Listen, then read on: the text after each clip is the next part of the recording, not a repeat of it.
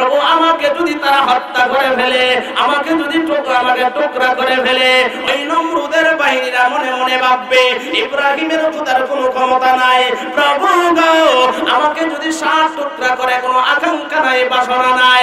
আমি জানতে চাই, আমি রাহিমাকে যদি 7টা টুকরা করা হয়, তাহলে ইব্রাহিমের খোদার বেইজ্জতি হয়ে যাবে। আর ইব্রাহিমের খোদার যদি বেইজ্জতি হয়ে যায়, তার মানে তুমি আল্লাহর বেইজ্জতি হয়ে যাবে।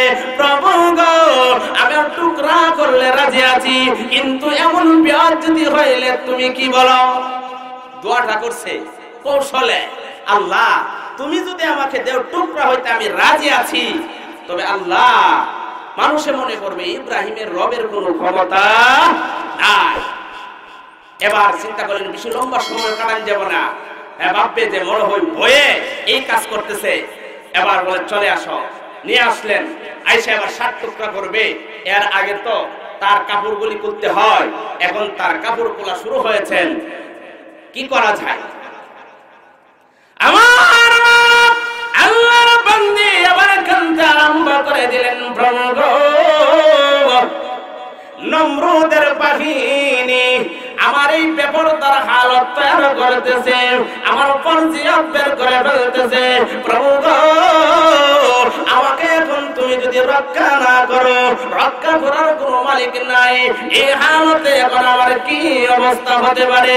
আমার আল্লাহ এমন সময় জিবরাইল আমিনকে ডাক দিয়ে বলে, জিবরাইল, ওই যে পাহাড়ের উপর আমার তাওহীদবাদ, আমার একাত্মবাদের উপর লা তুশরিক বিল্লাহ, আল্লাহ ছাড়া কাউকে রব মানবে না, এমন একজন অনুসারী একজন বান্দির এই হালত হয়েছে। জিবরাইল, আর দেরি করিস না, জান্নাতের বাগান থেকে, জান্নাতের বাজার থেকে একখানা শাড়ি নিয়ে যাও, এই কাপড়টা নিয়ে আবার রওনা হয়ে যাও। সুবহানাল্লাহ। আলহামদুলিল্লাহ,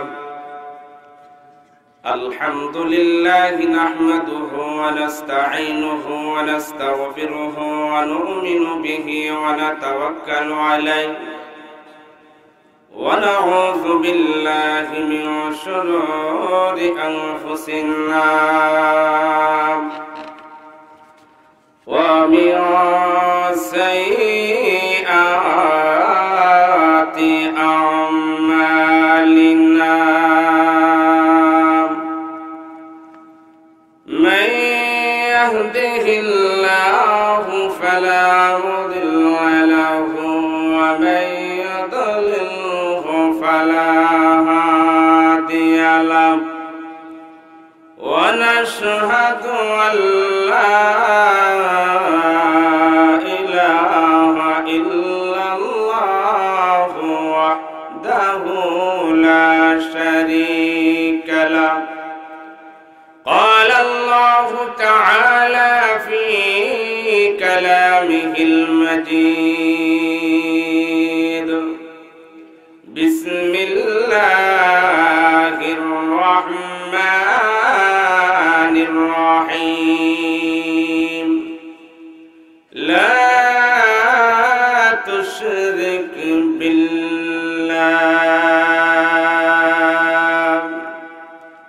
وقال رسول الله صلى الله عليه وسلم: خيركم من تعلم القرآن وعلمه، أو كما قال عليه الصلاة والسلام.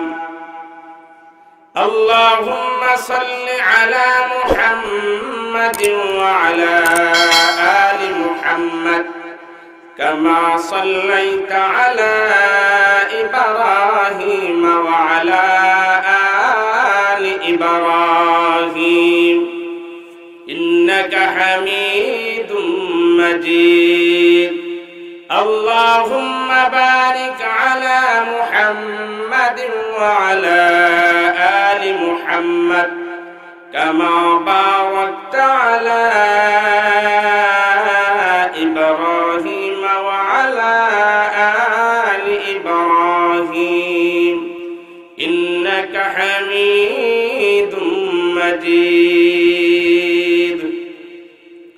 الحمد لله. দীর্ঘক্ষণ আলোচনা হচ্ছিল মাঝখানে লম্বা একটি সঙ্গীত আলহামদুলিল্লাহ খুব চমৎকার কণ্ঠে শোনাচ্ছিলেন। আর দীর্ঘক্ষণ বসার পর অনেকেরই বিভিন্ন হাজতের প্রয়োজন হয়, মোটামুটি সবগুলি সারা হয়েছে। আপনাদের সামনে সংক্ষিপ্ত আকারে খুতবা পাঠ করলাম, দুরূদ শরীফ পাঠ করলাম। এখন আপনাদেরকে নিয়ে দীর্ঘক্ষণ যে শুনতেছিলেন এই শ্রবণে এখন আপনাদের বাড়িতে যাওয়ার পালা শুরু হবে না আরেকটু ওয়াজ শোনার আগ্রহ আছে? জোরে বলেন, ওয়াজ শোনার আগ্রহ আছে? যদি থাকে বুঝুন কিভাবে।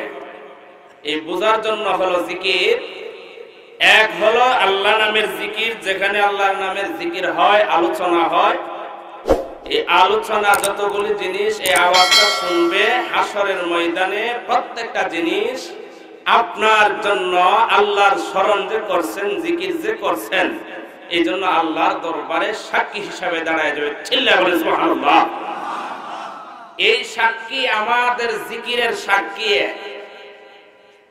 আমাদের শুধু প্যান্ডেলের ভিতরে সাক্ষী এইগুলি মাইক আর ফালে দিবে তা না, আমাদের সাক্ষী দরিয়ার মাছও দেখ, এটা আমরা চাই কিনা? এই জন্য দরিয়ার মাছও যাতে আমাদের সাক্ষীরা হাসরের ময়দানে আল্লাহর কাছে দেয়। তাহলে আমরা জিকিরটা একটু আস্তে আস্তে করবো না জোরে জোরে করব? জোরে যদি করেন আমি বুঝতে পারবো আপনাদের মনোযোগ আলোচনা শ্রবণ করার জন্য সেই আগের মাহফিলের মতনই মনোযোগ আগ্রহ আছে। কয়েক মর্তবা জিকির করে আপনাদের সামনে যে আলোচনার আজকে ফুটিয়ে তুলবো চেষ্টা করব। এই আলোচনাটা এমন একটা বিষয়, যে বিষয়টা এই দুনিয়াতে থাকলে প্রথমত আল্লাহর যে গোলাম এই পরিচয় হবে, এই বিষয়টা জানা থাকলে, আর এই পৃথিবী থেকে যেদিন বিদায় হবে এই কথার উপর আয়াতের একখানা অংশ বিশেষ তেলাওয়াত করেছে, এই কথার উপরে অটল থাকতে হবে। আবার এই কথার উপর অটল তাইকা পৃথিবী থেকে বিদায় হতে হবে। তাহলে আপনি খাঁটি একজন ইমানদার হিসাবে পরিচিত হবেন, ঠিক কিনা? কি যে কথাটা, এই কথাটা তো আর বুঝছেন না। তো এই কথাটা বোঝার জন্য আমি আপনাদের কাছে সাজায়া গুছায়া আলোচনাটা করার জন্য, আলহামদুলিল্লাহ মানুষ তো এখন আবার আশায় ধরবে, স্বাভাবিক আসবে। তো এর আগে একটা সুন্দর পরিবেশের দরকার। সবাই সুন্দর পরিবেশন করতে রাজি আছেন তো? তাহলে আপনাদের সামনে যে জায়গাটা আছে আমি আবদার জানাবো, আপনাদের নিজ গতিতে সামনে যে জায়গাটা আছে এই জায়গাটা আমাদের যারা আমরা আল্লাহর একত্ববাদে বিশ্বাসী, আজকের এই আলোচনা শ্রবণ করার জন্য যার মনে আগ্রহ আছে ওই ভাইয়ের কাছে আমার আবদার, যার মনের ভিতরে আগ্রহ নাই তার কাছে না, একটু সামনে দিকে আসে। আরেকটা সুযোগ দিলাম, এই উঠার ফাঁকে দেয়া যদি কেউ মনে করে যে 1 নাম্বার 2 নাম্বার বিভিন্ন অজুহাত প্রয়োজন পড়ে, আলহামদুলিল্লাহ যাইতেও পারবে, কিন্তু আলোচনা শ্রবণ শুরু করার পরে আর কেউ যাইতে পারবেন না। মাশাআল্লাহ, এই তো পরিবেশটা একটু চাপা হইলে দেখবেন একটু গরম গরম ভাব আসবে, তাহলে একটু শুনতে আরাম লাগবে। আলহামদুলিল্লাহ, বাহের বালি আশাতুল ইসলাম যুব সংগঠনের উদ্যোগে 8ম বার্ষিক ইসলামী ওয়াজ ও দোয়ার মাহফিলে আমার শ্রদ্ধাভাজন সভাপতি হযরতুল আল্লামা হযরত মাওলানা শাইখুল হাদিস আল্লামা আব্দুল আহাদ সাহেব দামাত বরকাতুহু, উস্তাদুল আসাদিদা হযরত মাওলানা আব্দুল কুদ্দুস সাহেব দামাত বরকাতুহু, উস্তাদুল আসাদিদা হযরতুল আল্লামা হযরত মাওলানা আব্দুল বাতিন সাহেব দামাত বরকাতুহু আছেন উপস্থিত। কিছুক্ষণ পরে আপনাদের রূহের খোরাক নিয়ে আসবেন। এদেশের মাটি ও মানুষের প্রত্যন্ত হৃদয়ের প্রত্যেকের অন্তরে ঝাড় নাম গেঁথে আছেন। প্রত্যেকের হৃদয়ের স্পন্দন সললিত কণ্ঠে দেশের টেকনা থেকে তেতুলিয়া পর্যন্ত যার ভয়ান পঙ্গফালের মতো মানুষ শ্রবণ করার জন্য আকৃষ্ট হয়ে থাকেন হযরতুল আল্লাম হযরত মাওলানা শফিকুল ইসলাম আজিদি সাহেব সহ অন্যান্য উলামায়ে কেরাম। আসুন প্রিয় সুধী, আপনাদের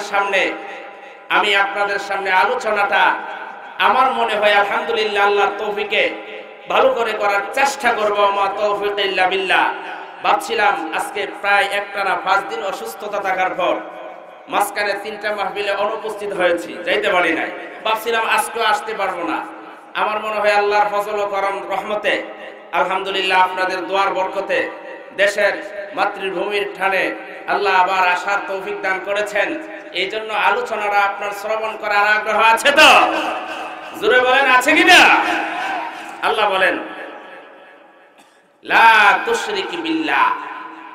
এই আলোচনাটা 1 নাম্বার, এই আলোচনাটা প্রত্যেকটা মুমিন মুসলমানের ভিতরে এই কথার মাহাত্ম্য গুরুত্ব যার ভিতরে থাকবে না, সে এবার 5 ওয়াক্তের নামাজিও যদি হয়, লা তুশরিক বিল্লাহ, আল্লাহর সাথে অংশীদার কিছু করা যাবে না, শরীক করা যাবে না। আপনি 5 ওয়াক্ত নামাজ পড়েন, মূর্তিরও সিজদা করেন, 5 ওয়াক্ত নামাজ পড়েন, চন্দ্র সূর্যের সিজদা করেন, 5 ওয়াক্ত নামাজ পড়েন, আল্লাহরে যেমন মানেন আরেকটার সাথে শরীক রাখেন, এমন নামাজের ঠিকানা জান্নাতে হবে না। কিন্তু কথা বুঝেন না নাকি? জান্নাতে হবে? জান্নাত পাবে না। তাহলে এই আলোচনাটা অতীব প্রয়োজন। নারী হোক, পুরুষ হোক, যুবক হোক, যুবতী হোক, সবার জন্য এই আলোচনাটা প্রয়োজন আছে কিনা? 1 নাম্বার, আল্লাহ বলেন লা তুশরিক বিল্লাহ। পবিত্র কালামুল্লাহ শরীফে আছে অনেক নবীগণ, অনেক জ্ঞানী লোকেরা তাদের সন্তানদেরকে বলছেন, ছেলেরে নসিহত করে যায়, ওসিহত করে যায়, আল্লাহর সাথে কাউকে কোনোদিন শরীক করিও না। আল্লাহর সাথে শরীক যে কি জিনিস এটা অনেকে জানে না। আল্লাহ ছাড়া এই পৃথিবীতে আমার আর আপনার উপাস্য বলতে কিছু আছে? আল্লাহ ছাড়া আর কোন উপাস্য নাই, একমাত্র আল্লাহ। এই কথার উপর অঢল থাকা, অবিচল থাকা এবং এই কথার উপর ঈমান রাইকা মৃত্যুবরণ করনেওয়ালা ব্যক্তির নাম হলো ঈমানদার, ঠিক কিনা?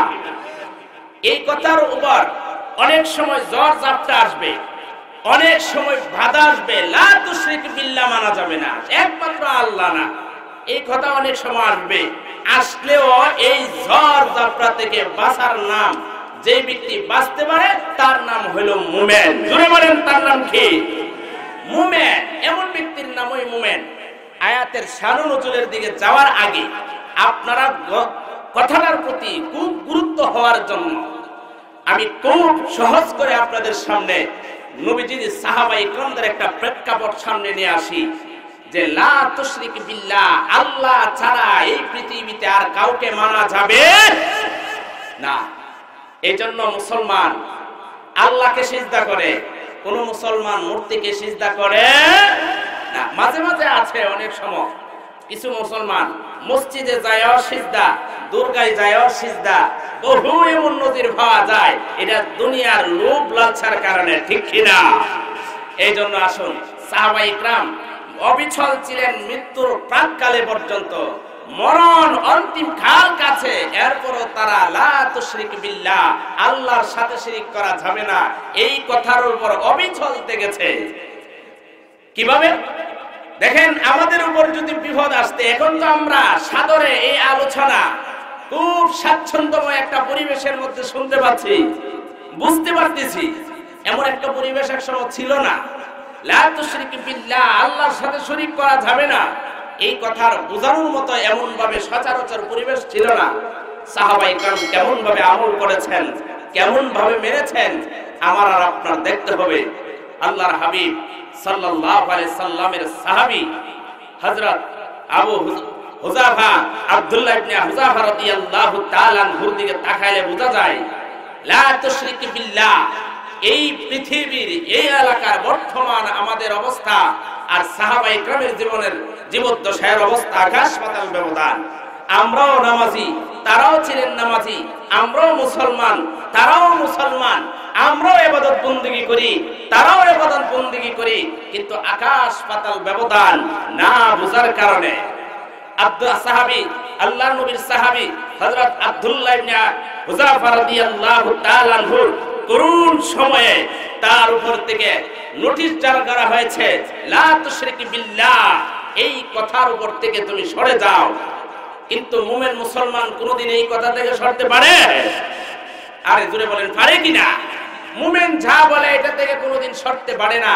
তাকায় দেখেন আব্দুল্লাহ ইবনে হুযাফা রাদিয়াল্লাহু তাআলা আনহু, রাসূল সাল্লাল্লাহু আলাইহি ওয়াসাল্লামের সাহাবী হযরত ওমর রাদিয়াল্লাহু তাআলা আনহুর জামানায় খেলাফতকালে আব্দুল্লাহ ইবনে হুযাফা রাদিয়াল্লাহু তাআলা আনহুকে সেনাপতি বানায়া 17 জন সেনাপতি বানায়া উনি পাঠাইলেন রোম সম্রাটের যারা আক্রমণ না করতে পারে এই জন্য সেনাপতিদেরকে দেশ রক্ষার জন্য পাঠাইলেন। পার্শ্ববর্তী রাষ্ট্রের এই এলাকার মানুষেরা রোম সম্রাট এই দেশে আক্রমণ করবে, এই জন্য যখন শুনতে পাচ্ছে যে সেনাবাহিনী আগেই তারা পাঠিয়ে দিয়েছেন, এই রোম সম্রাট 17 জন সেনাপতিকে গ্রেফতার করে বাড়িতে নিয়ে গেছে। এদের বাড়িতে তারা একটা আইন জারি করছে, এই সেনা সদস্যদেরকে মারা যাবে না, আমি পরীক্ষা করব তাদের ভিতরে আল্লাহ যে এক, এই কথার উপর তারা কতটুকু অবিচল অটল থাকতে পারে। মুসলমানদেরকে পরীক্ষা করব, এটা পরীক্ষা করব। তাদেরকে কাছে নিয়ে হাত পা বেঁধে তাদেরকে প্রথম বলা হলো, সর্বপ্রথম আব্দুল্লাহ ইবনে হুযাফা রাদিয়াল্লাহু তাআলা আনহুকে জিজ্ঞাসা করা হলো, হে আব্দুল্লাহ ইবনে হুযাফা রাদিয়াল্লাহু তাআলা আনহু, তুমি টকবগে একজন যুবক, তুমি বলো এই তোমাদের ভিতরে যে লা তুশরিক বিল্লাহ, আল্লাহ ছাড়া কাউকে শরীক করা যাবে না, আল্লাহকে মানার যে বিধান, তুমি বলো আল্লাহর সাথে আর কাউকে শরীক করতে পারবা কিনা, নবী মুহাম্মদ সাল্লাল্লাহু আলাইহি সাল্লামকে ছাড়তে পারবে কিনা, তাহলে তোমাকে এই এলাকার সুন্দরীকে বিবাহ করা দেব। আব্দুল্লাহ ইবনে হুযাফা রাদিয়াল্লাহু তাআলা আনহু বলেন, কশিন কালেও সম্ভব না। এক, দুই নম্বর তার সামনে প্রস্তাব রাখা হলো আব্দুল্লাহ ইবনে হুযাফার সামনে, হে আব্দুল্লাহ ইবনে হুযাফা, শোনো, যদি তা না মানো তাহলে তোমাদেরকে এখন ফাঁসির কাস্টে ঝুলানো হবে। ফাঁসির কাস্টে যখন ঝুলাইতে নিচ্ছেন আব্দুল্লাহ ইবনে হুযাফা রাদিয়াল্লাহু তাআলা আনহু, উনি এখন কাদার কথা, ফাঁসির কাস্টের কথা শুনে নবীর সাহাবী আব্দুল্লাহ ইবনে হুযাফা রাদিয়াল্লাহু তাআলা আনহু হাসতে হাসতে শুরু করলেন, আর হাঁটতে হাঁটতে ফাঁসির মঞ্চের দিকে যাইতেছেন। চিল্লায়া বলেন সুবহানাল্লাহ। মুসলমান ফাঁসির কথা শুনে আর হাসতেছে। আমরা এই চিত্রটা বর্তমানেও দেখি, মানুষের যখন ইসলাম প্রিয়রা যখন এমন রায় আসে মানুষে হাসতে থাকে, তার ভিতরে ঈমানি তামান্না থাকে। আব্দুল্লাহ ইবনে হুযাফা রাদিয়াল্লাহু তাআলা আনহুর দিকে তাকায়া রোম সম্রাট বলে, মুসলমানদের কঠিন জিনিস, ফাঁসি দিব, এখন হাসতেছে, তারা এইভাবে মারা যাবে না। তারা 17 জনকে কোন কোন ব্যাখ্যার মধ্যে লিখেছেন 21 দিন, কোন ব্যাখ্যায় লিখেছেন 23 দিন, কোন ব্যাখ্যায় লিখেছেন 32 দিন। তাদেরকে কোনো খাবার দেওয়া হয় নাই। খাবার দেওয়া না হলে মানুষ এমনি নিস্তেজ হয়ে যায়। আব্দুল্লাহ ইবনে হুযাফা রাদিয়াল্লাহু তাআলা আনহুকে এই নিস্তেজ অবস্থায় 17 জন সেনাপতির সামনে 17 দিন, আমাদের 21 দিন আর 20 দিন না, 5 দিন পরে যদি অবস্থা এমন হয় আমরা খাবারের জন্য দিশাহারা হয়ে যাব, ঠিক কিনা? এমন দিশাহারা হব। আব্দুল্লাহ ইবনে হুযাফা রাদিয়াল্লাহু তাআলা আনহুর বাহিনীদের সামনে 2টা খাবার।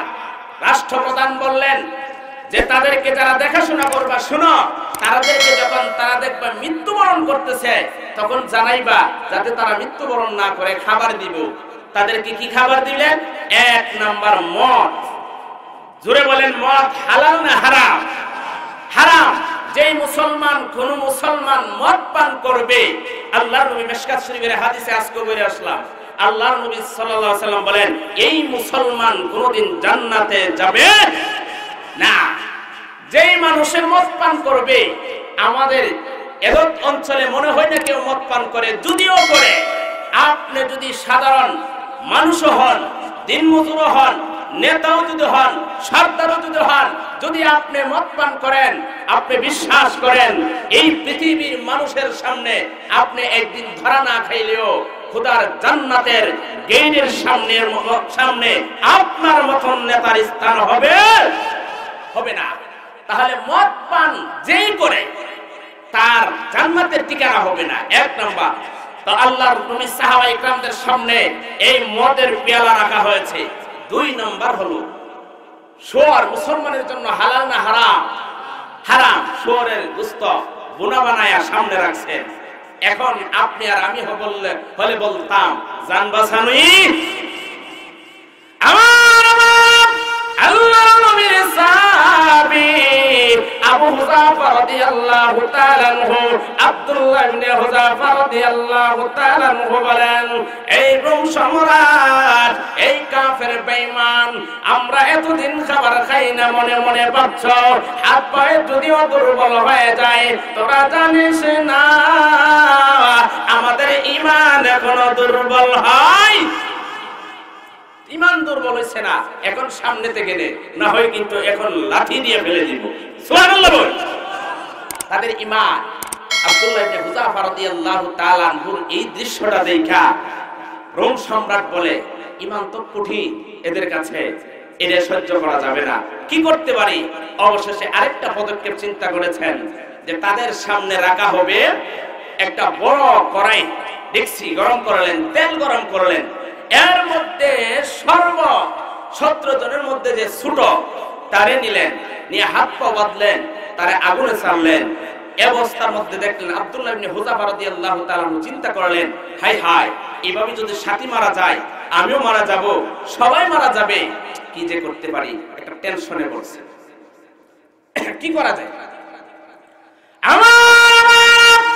আল্লাহর নবীর সাহাবী আবু হুযাফা আব্দুল্লাহ ইবনে হুযাফা রাদিয়াল্লাহু তাআলা আনহু যখন এবার টেনশন করতেছে, দাঁড়াইয়া দাঁড়াইয়া এবার সুবু সাহাবীটাকে করার মধ্যে ফলানো হচ্ছে। নবীর সাহাবী ডেকে ডেকে বলেন আব্দুল্লাহ ইবনে হুযাফাকে, আর টেনশন করিও না, চিন্তা করিও না, শোনো রে, যদিও রূপ সম্রাটের মস্তদের মধ্যে দেখা যায় একজন বেদিন কাফের মস্তদে বসা আছে, তার কারণে যদি আমাদের উপরে কোন নির্যাতন হয়ে যায়, না না রে, এমন নির্যাতনের কারণে এখন আপোষ করা যাবে না, এখন তাদের সাথে কোনো সমাধান করা যাবে, সামঞ্জস্যতা, এখন তাদের সাথে কোনো ডিলানালা কাজ করা যাবে না। কেন? আমি আজকে রাত্রে আল্লাহর নবী রাহমাতাল লিল আলামিনকে স্বপ্নে দেখেছি। চিল্লায়ে বলেন সুবহানাল্লাহ। আল্লাহর নবীর সাহাবী এমন উনি বর্ণনা করেছেন, আমি রাতের গভীরে যখন ঘুমিয়ে গিয়েছিলাম, আমি স্বপ্নে দেখলাম রাহমাতাল লিল আলামিন কি যেন আমাকে বর্ণনা করতেছেন। আমি তাকায়া দেখলাম রে, আমাকে জানায়া দিলেন আজকে রোম সম্রাট সরকারি বাহিনীর পক্ষ থেকে তোমাদের উপরে স্টিমুলার চালানো হবে, নির্যাতন চালানো হবে। শুধু তাই নয়, যদি গরম তেলের মধ্যে ডালা হয়, নবীর সাহাবায়ে কেরাম তোমরা কিন্তু ঈমান হারা হবে। ঈমান হারা যদি না হও, এর সাথে আর কাউকে শরীক না করো, তাহলে তোমাদের জন্য আল্লাহর তৈরি জান্নাত রিজাক। আল্লাহর নবীর সাহাবী কথা শুননা হযরত আব্দুল্লাহ ইবনে হুযাফা রাদিয়াল্লাহু তাআলা আনহু টেনশন করলেন না, একজন ফুইরা লাইলেন, শেষ।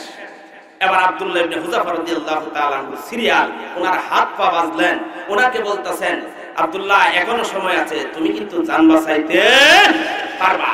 আব্দুল্লাহ ইবনে হুযাফা বলেন, না আমিও এই রাস্তায় যাব। উনি আস্তে আস্তে আগাইতেছেন, উনি প্রথম হাসতেছেন, লাস্ট পর্যায়ে উনি কাঁদতেছে। রোম সম্রাট এই কাফের বাদশা তখন চিন্তা করছিলেন, মনে হয় এখন ভয়ে কাঁদতেছে, আব্দুল্লাহ ইবনে হুযাফা এখনো সময় আছে, মনে হয় তুমি বুঝতে পারছো, এখন তোমাকে ছেড়ে দেই, কি বলো? আব্দুল্লাহ ইবনে হুযাফা বলেন, না না, আমার কান্নার কারণটা কি তুমি জানো না? তাহলে কান্নার কারণটা কি? আব্দুল্লাহ ইবনে হুযাফা রাদিয়াল্লাহু তাআলা বলতেছেন, এরমের কুত্তা, আমার কান্নার কারণ জানো না, আমার কান্নার রহস্য কি জানো না, তুমি বুঝো না। আমার আগে আমার যেই ভাইকে শাহাদাত বরণ করাইছো, আমরা দুজন একই সাথে খেলাধুলা করতাম, আমরা দুজন একসাথে চলাফেরা করতাম, দেশে আমি যখন দিনের কাজের মধ্যে দান সদকা করতাম, সেও আমার সঙ্গে করত। তুমি জানো না, আমরা দুইজন সব সময় প্রতিযোগিতা করতাম, সে যদি 1 টাকা দান করত আমি 2 টাকা দান করতাম। তুমি জানো না আমি আব্দুল্লাহ ইবনে হুযাফার সাথে আমার ওই ভাই কোনদিন আগে যাইতে পারছে না। আমার কান্নার কারণ রে আমি জীবনের অন্তিম সময়ে আমার ওই ভাই যে আগে শাহাদাত বরণ করেছে, সে আমার চাইতে আগে এগিয়ে গিয়েছে, সে প্রথম নম্বর হয়ে গিয়েছে। এই জন্য আমি আব্দুল্লাহ ইবনে হুযাফা আফসোস করতেছি। সুবহানাল্লাহ। আফসোসটা হলো আমি যে আগে শাহাদাত বরণ করতে পারলাম না, এই টেনশনে আমি এখন আফসোস। জীবনের শেষ সময়েও আমি শাহাদাত বরণ করতে পারলাম না। আমার এই দুস্থ আমার সাথী আগে শাহাদাত বরণ করেছে, এটা তো আমি যাওয়ার দরকার ছিল। এটা হলো তাদের তামান্না, তাদের আকাঙ্ক্ষা। তাদের কঠিন থেকে কঠিন সময় আসলেও তারা ইসলাম ছাড়তেন না, তারা ইসলামী আদর্শ ছাড়তেন না। আমাদের উপরে এটা তো দূরের কথা, আরো ডিফেন্সের বাহিনীতে যদি নির্যাতন শুরু হয়ে যায় তাহলে তো আমাদের অবস্থা সিরিয়াস হয়ে যায়। এই জন্য লা তুশরিক বিল্লাহ, যার ভিতরে এক আল্লাহর ভয় আছে, যার ভিতরে এক আল্লাহর কথা এই বিশ্বাস আছে, সেই ব্যক্তি কোনদিন মাতানত মূর্তির কাছে মাতানত করতে পারে না। এই জন্য জাতির পিতা ইব্রাহিম আলাইহিস সালাতু ওয়াস সালাম ছিলেন মূর্তির পক্ষের না বিপক্ষের? জোরে বলেন। জাতির পিতা ইব্রাহিম আলাইহিস সালাতু ওয়াস সালাম যখন একটা কণ্ঠ উচ্চারণ করেছিলেন যে যা মূর্তি সিজদা করা এরা শিরিক, আর এই শিরিক কোনদিন মানুষ করাটা ঠিক হবে না, উনি যখন এই কণ্ঠে উচ্চারণ করেছিলেন तमाम পৃথিবীর নমরুদের বাহিনী তখন জাতির পিতা ইব্রাহিম আলাইহিস সালাতু ওয়াস সালামের পিছনে লেগে গিয়েছিলেন। কথা ঠিক কিনা? সময়ে সময়ে যুগে যুগে হকের উচ্চারণ সকলে করতে পারে না, বাঘের বাচ্চা একজনই তাকে, ঠিক কিনা? এই জন্য ইব্রাহিম আলাইহিস সালাতু ওয়াস সালাম যখন এই ঘোষণাটা দিলেন, নমরুদের বাহিনী কিন্তু সবাই তার বিরুদ্ধে রেগে গেলেন। অবশেষে দেখা যায় বেষ্টনী দাঁড় করালেন, তারা আগুন দিয়ে এখন জ্বালিয়ে দেওয়া হবে। কেন? যে মূর্তির বিপক্ষে কথা বলে। ইব্রাহিম আলাইহিস সালাতু ওয়াস সালাম বলে আগুন দিয়া জ্বালাক আর যাই জ্বালাক, বলছি ওই শিরকের বিরুদ্ধে আমরণ বলে যাব।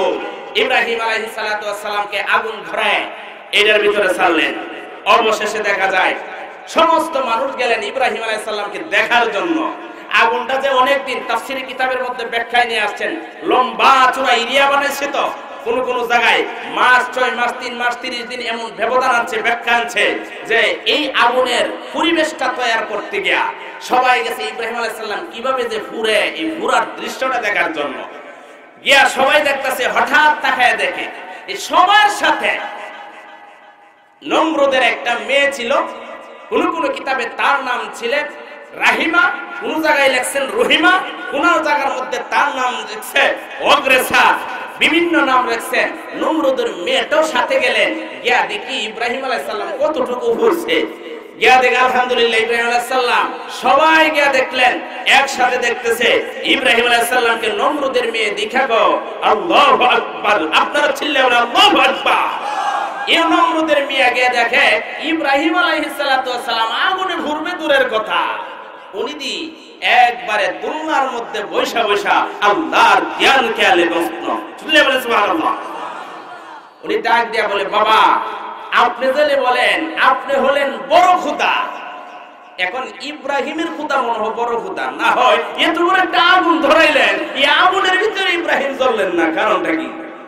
মানে যে কথা কইছ এটা কিন্তু আর জাতি যাতে না শুনে আমার ঘরের ভিতরে জানি তাওহীদবাদী আছে, আল্লাহর প্রতি আমি ছাড়া যে রব আরেকজন আছে এটা বিশ্বাস করে, মানে জাতি যদি এটা জানে এটা কিন্তু আমারে আর মানবে না। বাবা কইছি তো কইছি, ওই সত্য কথাই কইছি, ইব্রাহিমের নবী মনে হয় আসল রব। এই জন্য মেয়েটাকে বাবা 60টা জল্লাদ দিয়া বললেন, মানে তুই যদি এই কথা থেকে না ফিরস 7 জল্লাদকে নির্দেশ দিচ্ছি, ওই যে পাহাড়ের উপর নিয়ে যাবে, 7 জনে 7টা টুকরা করবে, একটা টুকরাও যদি কম হয় 7 জন জল্লাদের চাকরি আউট। কঠিন একটা নির্দেশ, যার কারণে এখন এই যে একত্ববাদ, আল্লাহর প্রতি বিশ্বাস আস্থা রাখার কারণে মেয়েটাকে এই নির্যাতন করবে। যারা নির্যাতন করবে তারা হলো চাকরিজীবী। কি জীবী? চাকরিজীবী। এই জন্য ঝুঁকে ঝুঁকে প্রত্যেক জায়গার মধ্যে এমন চাটুকার আর চাকরিজীবীদের অনেক সময় চাকরির কারণে ইসলামপন্থীদের উপর, তাওহীদবাদীদের উপর, আল্লাহর প্রতি একাত্মবাদী বিশ্বাসীদের উপর গুলি চালাইতেও কোনোদিন থেমে থাকে না। কথা ঠিক কিনা? এই জন্য ইতিহাস ইব্রাহিম আলাইহিস সালাতু ওয়াস সালাম থেকে শুরু হয়েছেন। ইব্রাহিম আলাইহিস সালাতু ওয়াস সালামের এই উম্মত নি উনাকে জঙ্গল পাহাড়ের উপর নেওয়া হলো, 7টা টুকরা করবে। 7 টুকরা যখন করার জন্য প্রস্তুতি নিয়েছেন 7 জল্লাদে, এর আগে জিজ্ঞাসা করে, জল্লাদে জিজ্ঞাসা করতেছে, তোমার মনের ভিতরে কোনো আকাঙ্ক্ষা আছেনি, কোনো বাসনা আছেনি? এখন তোমাকে 7 টুকরা করা হবে, বা আমার মনের ভিতরে কোনো বাসনা নাই, তবে একটা জিনিস আছে, আমি কয়েক মর্তবা আমি একটু ওই যে ইব্রাহিমের রব, তার সাথে আমি একটু কথা বলতে চাই। চিল্লা বলেন সুবহানাল্লাহ।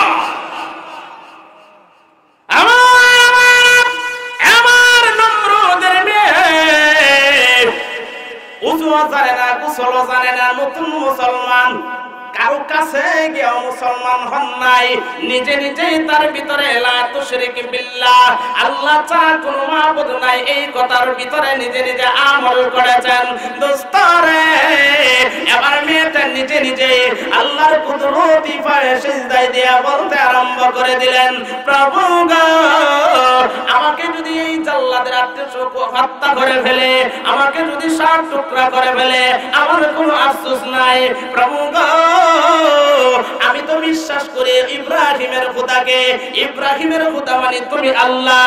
প্রভু, আমাকে যদি তারা হত্যা করে ফেলে, আমাকে যদি আমাকে টুকরা করে ফেলে, ওই নমরুদের বাহিনীরা মনে মনে ভাববে ইব্রাহিমের খোদার কোনো ক্ষমতা নাই।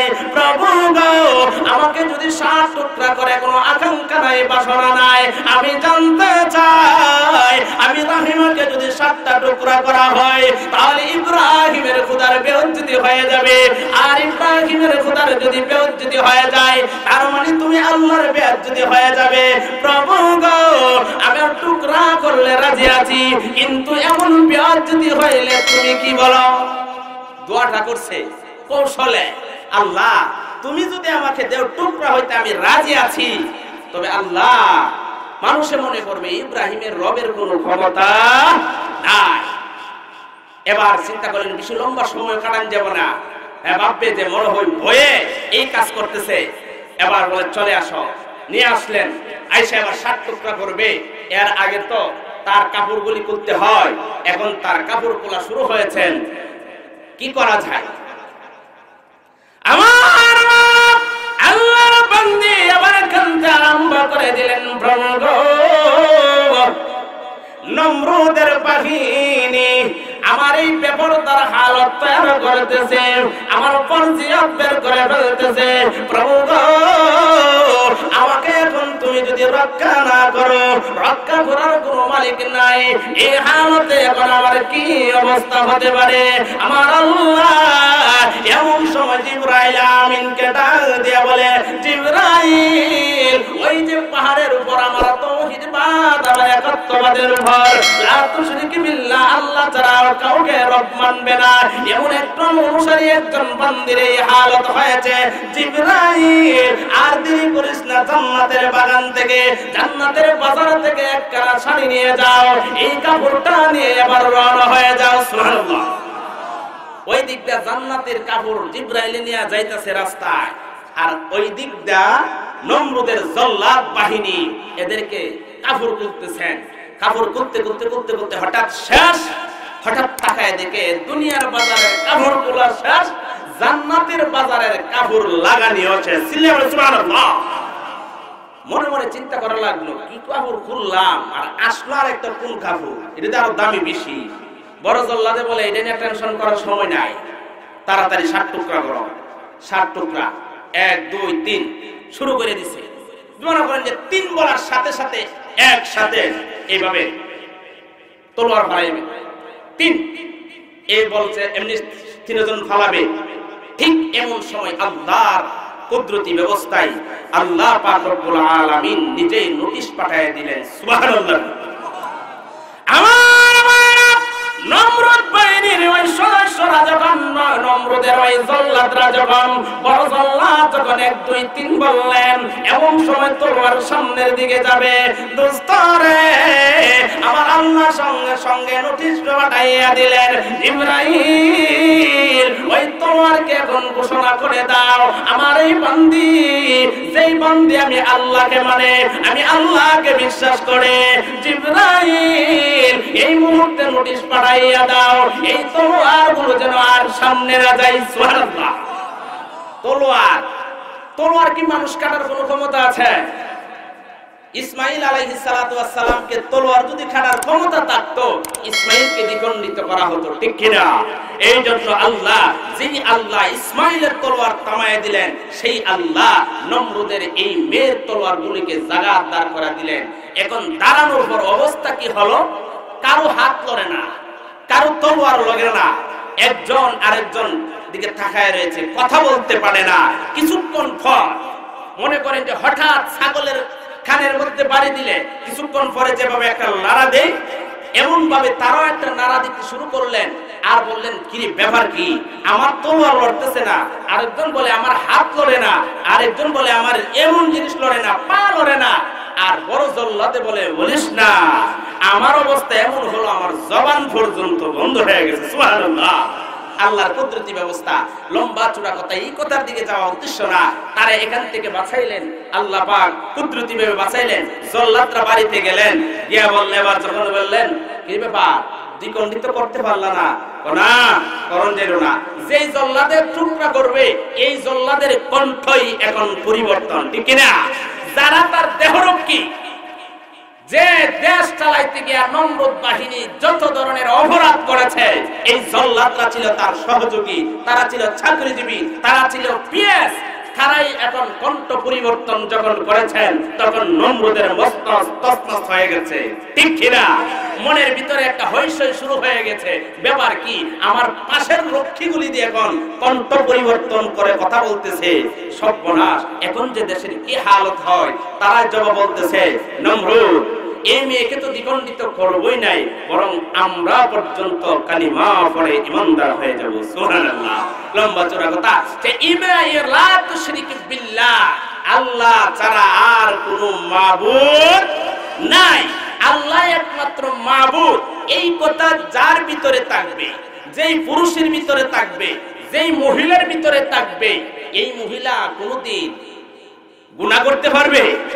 যেই পুরুষের ভিতরে থাকবে, এই পুরুষ গুনাহ করতে পারবে? তার মানে না। যেই ব্যক্তি মদ খায়, সে যদি মনে করে আল্লাহ আমার রব, হাশরের ময়দানে রাসূল বলেছেন জান্নাতের গন্ধ হবে না মদখুররা, এই ব্যক্তির ভিতরে যদি আল্লাহর ভয় থাকে, সে কি মদ খাইতে পারবে? যেই মহিলা মনে করেন বেনামাজি, বেপরদা, এই মহিলার ভিতরে যদি এই কথাটা ঢুকে যায়, আল্লাহ আমার রব, তাহলে সেই মহিলা কোনোদিন বেনামাজি হতে পারবে? গত সপ্তাহের একটা আলোচনার শেষ ফিনিশিং ছিলেন দাইয়ুসের একটা আলোচনা ছিল, যে দাইয়ুস মিশকাতের বর্ণনা 2য় খণ্ডের মধ্যে আসছে। দাইয়ুসের আলোচনাটা করতেছিলাম, যেই মহিলার ভিতরে আল্লাহ আমার রব এই কথাটা আছে, এমন মহিলা কোনোদিন স্বামীরে দাইয়ুস বানাবে না, বাইরে দাইয়ুস বানাবে না, বাবারেও দাইয়ুস বানাবে না, ছেলেরও দাইয়ুস বানাবে না। গত সপ্তাহের আলোচনার ফিনিশিংটা এমন ছিলেন, একজন মহিলা 4 জন লোককে নিয়ে জাহান্নামে যাবে। কতজন লোককে? 4 জন লোককে জাহান্নামে নিয়ে যাবে। এটা ওঠু জাহান্নামে নিয়ে যাবে। ওঠু মানে আপনি খবরও পাবেন না আপনি যে জাহান্নামী হয়ে গিয়েছেন। কিভাবে? যা আপনি আপনার মেয়েকে, আপনি আপনার ওয়াইফকে, আপনি আপনার পরিবারকে আপনি যে বেগানা পুরুষ থেকে রক্ষা করলেন না, ফাহশা কথাবার্তা, কাজ কর্ম, গুনার কাছ থেকে রক্ষা করলেন না, এমন পরিবেশে তৈরি করে দিলেন, এমন লোককে মিশকাতের হাদিসের ভাষ্য মতে বলা হয় দাইয়ুস। যে আপনি আপনার মেয়েটাকে এমন জায়গায় পরিবেশ করছেন, এমন জায়গায় ফিট করছেন, যেখানে গেলে আপনার মেয়েটা অটোমেটিক বেপরদা, যেখানে চাকলে আপনার মেয়েটা অটোমেটিক তার মধ্যে বেনামাজির হালত আসবে, তার মধ্যে গুনাহ পাপাচারী বাড়বে।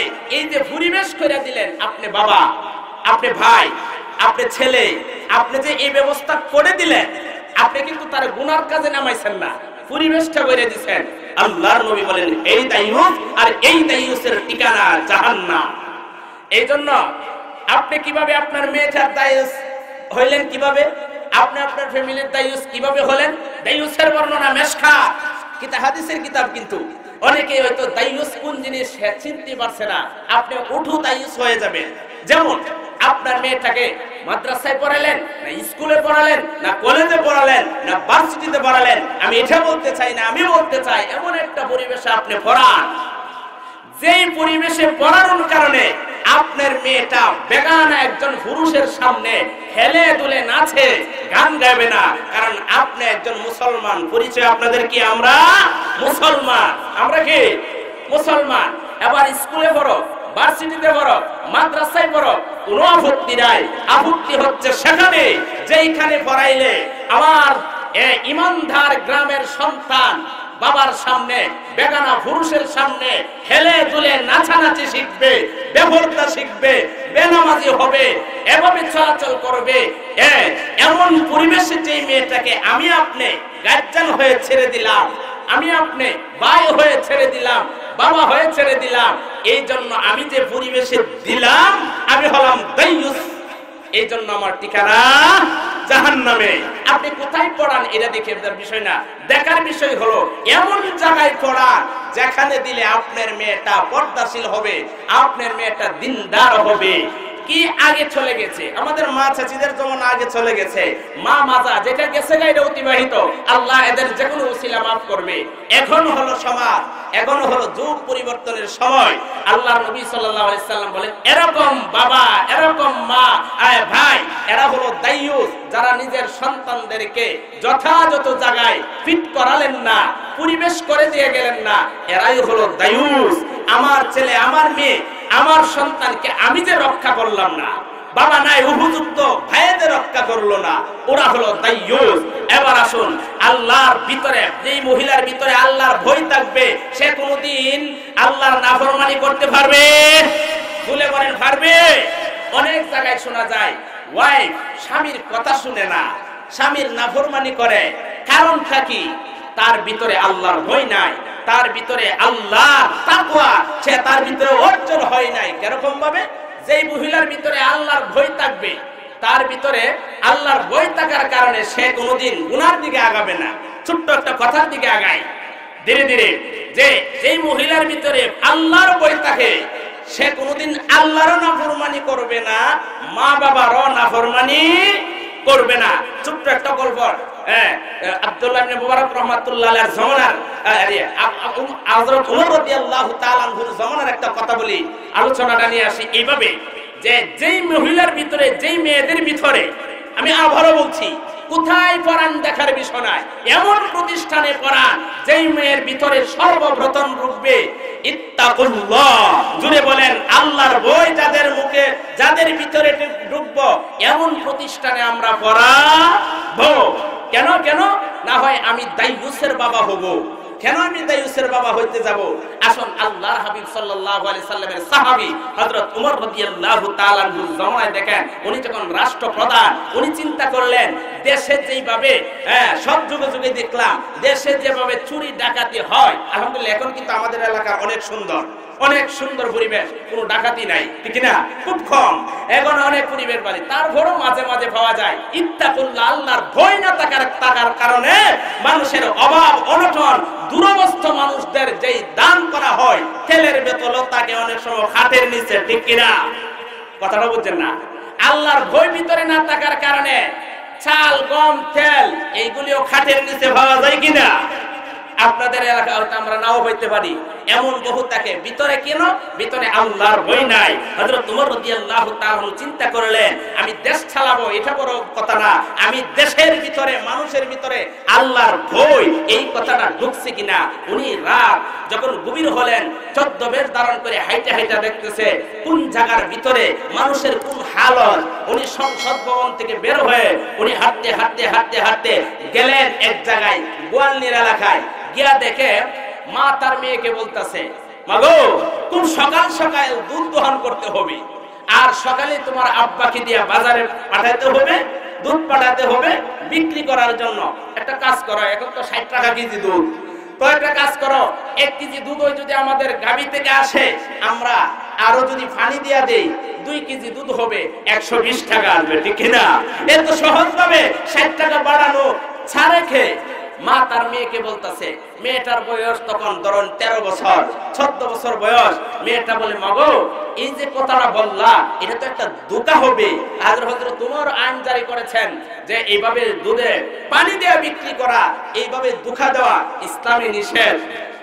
মা জবাব দিলেন, এই যে মেয়ে, তুমি যে এই যে জিনিসটা পাইলা, আধুনিক জ্ঞান তোমার ভিতরে নাই, তোমার উমর কি আমাদের ঘরের পাশে আসে? কোন আসলে হযরত উমর তখন ঘরের পাশে কথাটা শুনতেছেন, ঠিক কি না? হযরত উমর এই কথাটা শুনতেছেন, কিন্তু রাত গভীরে চিন্তা করছে না, কারণ কোন রাষ্ট্রপ্রধান এইভাবে প্রজাদেরকে দেখে না। একমাত্র সুমহান ইসলামের আদর্শ সাইর খলিফার জীবনী দেখলে দেখা যায়, খেলাফতের রাশেদার দিকে তাকাইলে দেখা যায় রাজা প্রজা চিনার কোনো আলামত নাই। হযরত উমরকে তালাশ করতে যাইতেন রাষ্ট্রপ্রধান তালাশ করতে, রোম সম্রাটের 2 বাহিনী আসলেন, হযরত উমর কোথায় গিয়া দেখে এক লোকে বলতেছেন, প্রজায় বলতেছেন, ও যে একটা উট হারায় গেছে, তো হযরত উমর উটটা খুঁজে আনতে গেছে। কি বলেন, রাষ্ট্রপ্রধান উট আনতে দেবে আমাদের জমানায়? গাড়িটি কি কম গিয়া দেখে গাছের নিচে বসা, তলোয়ার একটা কাছে আছে, গাছের নিচে বসা রোম সম্রাটের বাহিনীর এই যারা দূত, ওরা সংবাদ নিয়ে আসলো। ওরা বলতেছে, আরে এই উমর না তো, রাষ্ট্রপ্রধান উমর কোন জায়গায়, যিনি সিংহাসনে বসা থাকবে? ওনারা বলেন, এই আমাদের উমর, যিনি খলিফা, যিনি হলেন রাষ্ট্রপ্রধান, উনি হলেন আবার রাখাল। এই হযরত উমর রাদিয়াল্লাহু তাআলা আনহুকে দেইকা তখন তারা বলেছিল, এমন শাসক যদি ইসলামে থাকে, আসলে ইসলাম ধর্মটাই সত্যিকারের ধর্ম, এবং ইসলামী রাজনীতি এটাই হলো সত্যিকারের রাজনীতি। তো আল্লাহর হাবিব সাল্লাল্লাহু আলাইহি ওয়াসাল্লাম হযরত উমর রাদিয়াল্লাহু তাআলা আনহু উনি শুনতাছেন মা আর মেয়ের কথা। মা বলতাছে, দুধে পানি দাও। হযরত উমর দেখবে না, মেয়ে 14 বছরের মেয়ে। দেখেন তখন তো মাদ্রাসাও নাই, স্কুলও নাই, কলেজও নাই, কোথায় পড়ায় 20 লেখা পড়ায় জ্ঞান অর্জন করাবেন? মেয়েটা জবাব দিচ্ছেন, মা মেয়ের প্রথম মাদ্রাসা হলো মা বাবা। মা তার জবাব দিচ্ছে, মেয়ে জবাব দিচ্ছে, মা গো পানি যে দিব উমর দেখবে। মা জবাব দেন, উমর তো তোমার ঘরের পাশে নাই, রাতের বেলা আসবে কোন জায়গায়? মেয়েটা জবাব দিলেন, মা উমর যে আল্লাহর বিধান এর কথা বলেছেন, সেই আল্লাহ কি দেখবে না? চিল্লা বলেন সুবহানাল্লাহ। এই পরিবেশে মেয়েটায় তর্ক হয়েছে, তার ভিতরে আল্লাহর ইত্তাকুল্লাহ, আল্লাহর ভয় আসলেন। মনে মনে চিন্তা করলেন, মা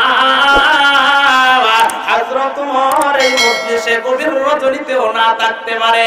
মা জানেন হযরত উমর যে আল্লাহর বিধান কায়েম করতে চাচ্ছেন, ওই হযরত উমর যে আল্লাহর এই আইন জারি করেছেন, সেই আল্লাহ গভীর রজনীতেও দেখতে পারে, ঠিক কিনা? নাকি রাতের অন্ধকারে মদ খাইলেও দেখবে না, গাঁজা খাইলে দেখবে না, বেনামাজি হলে দেখবে না? আল্লাহ সর্ব অবস্থায় দেখে। হযরত উমর রাদিয়াল্লাহু তাআলা কথাগুলি কিন্তু শুনতেছে। হযরত উমর কথাগুলি শুনিয়া উনি সংসদ ভবনে গেলেন, গিয়া এবার প্রস্তাব পাঠাইলেন। মন্ত্রী সবার সবাইকে বললেন, একটা কাজ করো, আমার ছেলে আব্দুল্লাহকে যেহেতু বিবাহ করাতে হবে, চলো আমি আমার ছেলেকে বিবাহ করাবো। ও যে একজন দিনমজুর গোয়ালনি, ওই গোয়ালনির মেয়েরে সবাই আশ্চর্য হলেন। আপনি হলেন রাষ্ট্রপ্রধান, বিবাহ করাবেন রাষ্ট্রপ্রধান, কুফুমিল হতে হবে, আপনি যে স্তরের সেই স্তরের একজন মেয়েকে দেখতে হবে। আপনি রাষ্ট্রপ্রধান হয়ে এমন একজন মেয়েকে দেখছেন, কারণটা কি, রহস্যটা কি? একটা কথা বুঝবেন, মেশকাতের হাদিসে আসছে 4টা জিনিস দেখার মধ্যে, এর মধ্যে একটা আছে, মনে করেন যে যদি বাকি 3টা জিনিস না থাইকা দিনদারি কোন মেয়ের মধ্যে বেশি থাকে, ধন সম্পদ নাও থাকে, এই মেয়েটাকে প্রাধান্য দিতে হবে। হযরত ওমর রাদিয়াল্লাহু তাআলা তাকায় দেখলেন এই মেয়েটার ভিতরে আল্লাহর ভয় আসছে। যেই মহিলা রাতের অন্ধকারে দুধে পানি দিতে পারে না, তার ভিতরে মনে করেন যে আল্লাহর ভয় নাই, আল্লাহর ভয় আছে। এবার হযরত ওমর বলেন, এই মেয়েটাকে বিবাহ করাবো। জিজ্ঞাসা করলেন মন্ত্রিসভার সদস্যরা, আপনি কি বলেন, এই মেয়ের বিবাহ করাবেন? কারণটা কি? আমার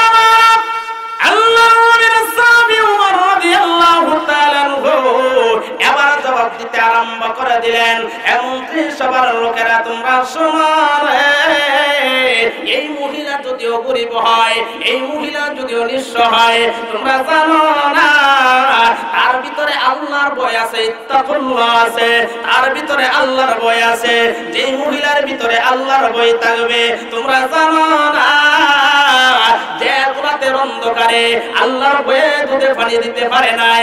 আমার মনে হয় স্বামীর অগোচরে এই মহিলা কোনোদিন স্বামীর অবাধ্য হতে পারে নাই, এই মহিলা কোনোদিন স্বামীর সম্পদ নষ্ট করতে পারে নাই। তোমরা জানো না এই মহিলার দ্বারা কোনোদিন আল্লাহর কোন গুনাহ হবে না, স্বামীর ধন সম্পদ কোনোদিন নষ্ট হবে না। এই দুই জিনিস লাভ হবে। এমন প্রকৃতির মেয়ে যদি আনা হয়, এমন মেয়ে হলে আর ছাড়া যায় না, এই মেয়েটাকে আমার ঘরে নিয়ে আসতে হবে। এজন্য দিনদার মুত্তাকি মহিলা যদি আসে, এই ঘরটা হবে আল্লাহওয়ালা। এই ঘরের ভিতরে প্রথম স্লোগান হবে ইত্তাকুল্লাহ, আল্লাহর ভয় অন্তরে অর্জিত হলে এই ঘরে হবে নামাজি পরিবেশ। যেই ঘরের মা বোন নামাজি নাই, আপনি কোটিপতি হন, খোদার কসম আপনার এই খাবার বেনামাজির ফাঁকের কারণে দেখবেন আপনার মনেও শান্তি থাকবে না, ঘরেও শান্তি থাকবে না, টাকা লক্ষ লক্ষ থাকবে, প্রশান্তি মন হবে না। আমরা তো টাকা তেমন ইনকাম নাই, কিন্তু আসলে আমি ব্যক্তিগতভাবে দেখছি যদি নামাজি মানুষ যতগুলোর সাথে আলাপ করছি, কথা বলছি, তালাশ করে দেখছি, নামাজির হাতের পাক যারা খায় এদের মনে একটা প্রশান্তি থাকে, মনে শান্তি থাকে। কোটি টাকার এত শান্তি পাওয়া যায় না। এজন্য নামাজি মহিলা যদি বাদ করে, এইগুলি খাবারগুলি যতগুলি ছেলে মেয়ে খাবে, প্রত্যেকটা ছেলে মেয়ের উপর আল্লাহর পক্ষ থেকে রহমত নাযিল হয়। সুবহানাল্লাহ। এক একজন নামাজি মহিলা পাকশা, কারণ কুকুরের প্রাণীদের মধ্যে সবচেয়ে নিচু মানের একটা প্রাণী হলো কুকুর, ঠিক কিনা? এই কুকুর পর্যন্ত আল্লাহর কাছে দোয়া করে, আল্লাহ ঘুম থেকে ওঠার পর যাতে একজন বেনামাজিরে দেখা না যায়। আমি একটা হাদিসও বলেছিলাম, আচ্ছা সময় শেষ হয়ে যেতেছে তো, 5 মিনিট আছে সময়, ইনশাআল্লাহ অসুবিধা নেই। যে কথাটা বলতেছিলাম, যাক সামনের দিকে আগাবো না। এই জন্য নামাজি দিনদার, আমি সবচেয়ে খুশি হব প্রত্যেকে এমন মনোভাব রাখা যে আমার ওয়াইফ নামাজি আর আমি নামাজির হাতের পাক্কায়, আমার ছেলে মেয়ে নামাজি। বিশ্বাস করেন, যদিও দেখেন ছেলে মেয়েগুলি একবারে হেংলা, এই প্রত্যেকটা ছেলে মেয়ের রক্ত মাংসগুলি হবে আল্লাহর রহমতের বরকতে ভরপুর। এই সন্তানগুলি হবে কুরআনওয়ালা, আল্লাহওয়ালা, ইত্তাকুল্লাহ। এই জন্য এই ঘরের মধ্যে শুধু নামাজি মহিলা এতটুকুই নাই। আগেকার সময় একটা ঘর থেকে বের হলে আওয়াজ শুনতাম, অনেক ছোট থাকতে বুড়া বুড়া মহিলা করতেন ফজরের নামাজের পরে কোরআন তেলাওয়াত, ঠিক না? কিন্তু এখন কিন্তু এই প্রচলনটা নাই, শুধু রমজান মাস আসলে তাকে তেমন পাওয়া যায় না। এই জন্য আল্লাহর হাবিব সাল্লাল্লাহু আলাইহি সাল্লাম বলেন, খায়রুকুম মান তাআল্লামাল কুরআনা ওয়া আল্লামা। কুরআন শিখনেওয়ালা, কুরআন শেখানেওয়ালা, কুরআন পড়নেওয়ালা, কুরআন পড়ানেওয়ালা, এদের উত্তম শুধু এতটুকুই নাই, যেই বাড়িতে যেই ঘরে কুরআন পড়ে যেই মহিলা, এমন মহিলার বাড়িটা আল্লাহ সার্বক্ষণিক, সকালবেলা একবার কোরআন, বিকালে একবার কোরআন যদি এই তেলাওয়াত করা হয়, আল্লাহর রহমত বর্ষিত হতে থাকে। এই জন্য আমরা প্রথমত যেই কথা বলতেছিলাম, ভিতরে আল্লাহর ভয়, তাকওয়া ভান, এই পরিবেশটা আমার ঘরের ভিতরে আমার ঠিক করতে হবে, নিজের ফ্যামিলির মধ্যে আমরা আগে নিয়ে আসতে হবে। আর বিশেষ করে আমাদের প্রত্যেকের ফ্যামিলির এই জিনিসটা খুব মনোযোগ দিতে হবে যে বেনামাজির হাইওয়ান জানোয়ার পর্যন্ত দেখতে চাই না, কিন্তু আমরা নিজেরাই নামাজি নাই। ও ভাই, বিশ্বাস করেন, আপনি নেতা, আজকে আপনি চক্ষু বন্ধ হন, এখন যেই যৌবন কালে দেখবেন হাজার হাজার মানুষ আপনার পিছনে, খোদার কসম আপনি মৃত্যুবরণ করে দেখেন, একটা নেতা আপনার বুঝ করবেন না। ইতিহাস করেন, তালাশ করেন, পড়েন, একটু লক্ষ্য করেন, পিছনের দিকে তালাশ করেন, আপনার কত নেতা এই পৃথিবী থেকে বিদায় হয়ে গিয়েছে। থাকা অবস্থায় সবাই সালাম, মৃত্যুবরণ করার পরে একটা কর্মী নেতা কেউ কাছে যাবে না।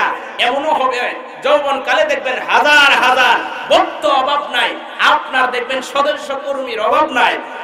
মৃত্যুবরণ করে দেখেন একটাও আপনার কাছে যাবে না। এই জন্য আপনি সাধারণ দিনমজুর, নেতা আর যাই হন, আপনি মনে করবেন আমি একজন মুসলিম, আমি একজন কে, আমি একজন মুসলমান।